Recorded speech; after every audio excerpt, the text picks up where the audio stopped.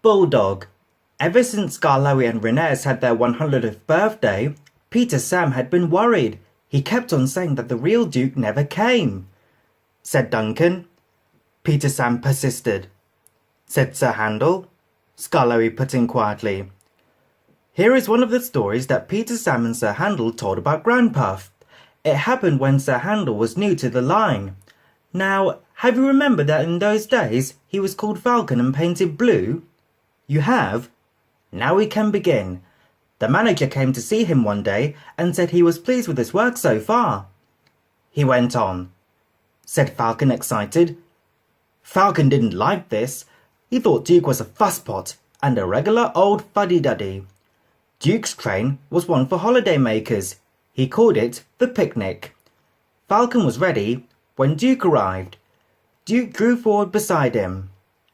He said Falcon.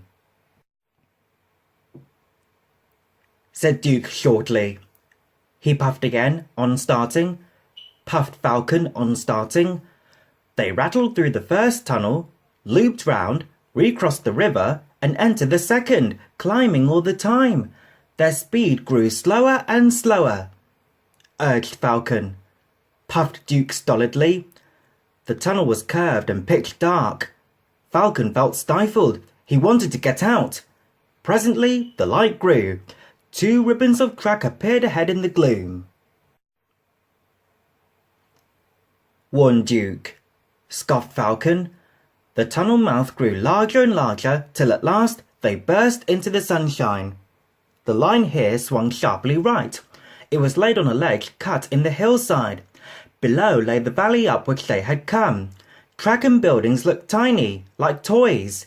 No one quite knows what happened next. Duke said there must have been something on the track, and Falcon hadn't kept a good lookout. Falcon said he was dazzled, so how could he keep a good lookout? Anyway, their coaches had barely cleared the tunnel when Falcon lurched. His front wheels, derailed, crunched over sleepers and ballast. He came to rest with one wheel uncomfortably near the edge. Duke had saved Falcon. Now he held on grimly with locked wheels and taut couplings. He hissed. Falcon tried hard to stop shuddering. Quickly, Duke's driver and fireman chocked his wheels and strengthened the coupling between the 2 engines. Said Duke. With Duke secure, the 2 crews, helped by a plate layer, propped up Falcon's front end. They were looking forward to a rest when Duke began wheezing in an alarming way.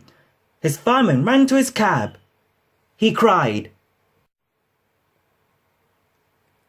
The plate layer's cottage stood nearby. He explained to his wife, and the passengers borrowed jugs, buckets, kettles, saucepans, anything in fact which would hold water. They formed a chain from the well to the engine and passed them from hand to hand. The fireman meanwhile reduced his fire and anxiously watched the gauge. It was hot and tiring work, for Duke needed many gallons, but at last the fireman shouted cheerfully, and they all set to work again with a will. They cheered again when the breakdown gang arrived.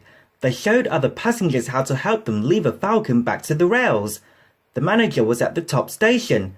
He said he was sorry about the accident and thanked the passengers for their help. They said. They thanked Duke and his crew for preventing a nasty accident. They said. Falcon said, too, replied Duke.